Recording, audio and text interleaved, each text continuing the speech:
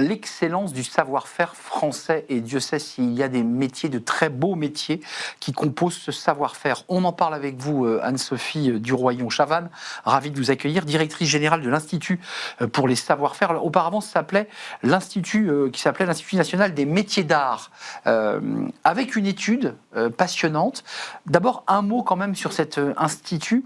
Quelle est la mission, quel est son objectif? Promouvoir, valoriser, donner envie aux jeunes de se lancer dans ces métiers. Et combien de métiers ça représente? Il y a plein de questions.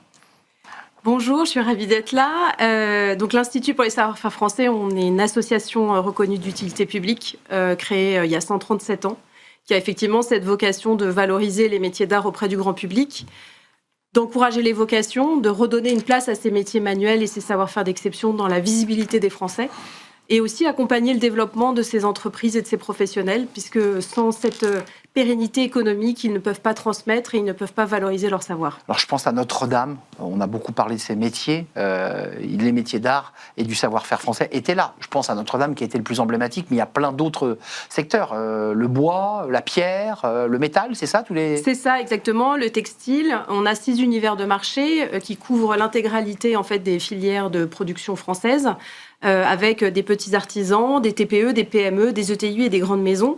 C'est un écosystème qui est composé de 234 000 entreprises en France pour un chiffre d'affaires cumulé de 68 milliards d'euros, ce qui est plus que l'industrie pharmaceutique. Donc on a un peu oublié ça et ça fait partie de nos missions de le mettre en valeur, et l'effet Notre-Dame a eu un effet très positif pour remettre en lumière ces métiers. 500 000 actifs, 280 000 sont salariés, et dans l'étude que vous portez, au-delà des journées portes ouvertes qui permettent aussi aux jeunes, et aux moins jeunes d'ailleurs, aux gens qui se reconvertissent, il ne faut pas oublier qu'il y a beaucoup de salariés aujourd'hui qui se reconvertissent, et il y a des très beaux métiers. Les Français ont une image très favorable des métiers et du savoir-faire français, plus de 97%. Alors effectivement, dans l'étude Perceptio que nous avons menée en 2025, dont nous avons dévoilé les résultats il y a 10 jours, avec le soutien d'LVMH, on a eu cette révélation que 97% des Français étaient très attachés à leur savoir-faire, mais qu'ils avaient une connaissance assez superficielle du domaine, puisque seulement 35% disent bien connaître ces métiers. Mais alors concrètement, donnez-nous quelques exemples de métiers. C'est les ébénistes, c'est les dinandiers, c'est les ferronniers. C'est quoi les métiers avec des noms qui font d'ailleurs un peu rêver, qui sont des noms qui inspirent la littérature? Alors, effectivement, on a 281 métiers d'art aujourd'hui qui sont une pratique professionnelle en France, répertoriée dans une loi qui date d'il y a une dizaine d'années, il y a 10 ans juste. Ces métiers-là, ça va être les métiers du travail du bois, vous l'avez dit, les marketeurs. Alors, marketeurs sur du bois, marketeurs de paille.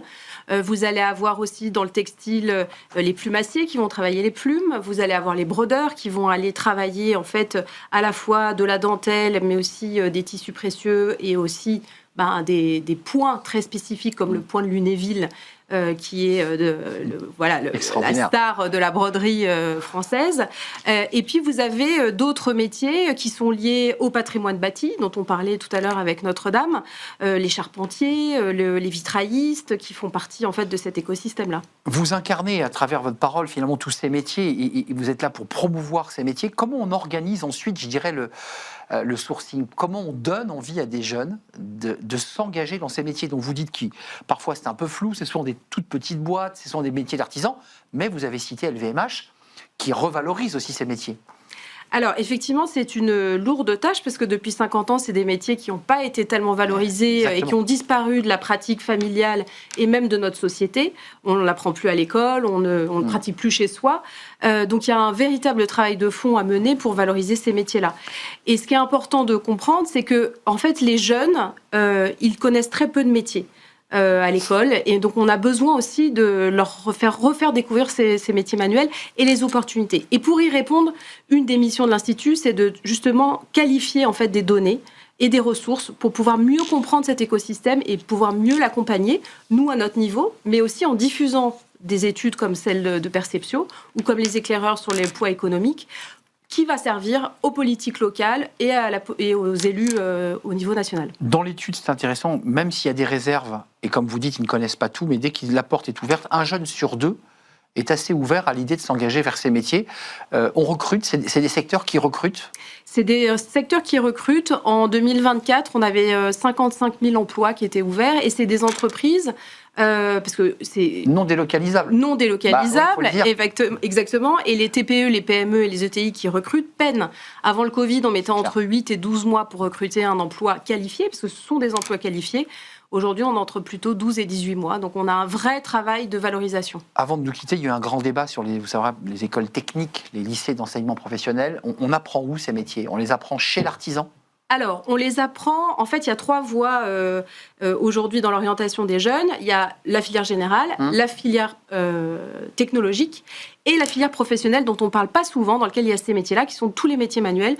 Donc, ce sont des CAP, ce sont des lycées pro. Et aujourd'hui, on a aussi des Bac plus 3 qui permet à des élèves d'aller vers ces filières-là et de partir en Erasmus pour se former sur la charpenterie en Belgique pour compléter sa formation, par exemple. Extraordinaires, qui sont bien au-delà du métier d'ouvrier qui a souvent été dévalorisé, mais plutôt de maîtres ou d'artisans qui travaillent, ils font de très belles matières. Merci Anne-Sophie Duroyon-Chavannes de nous avoir éclairés.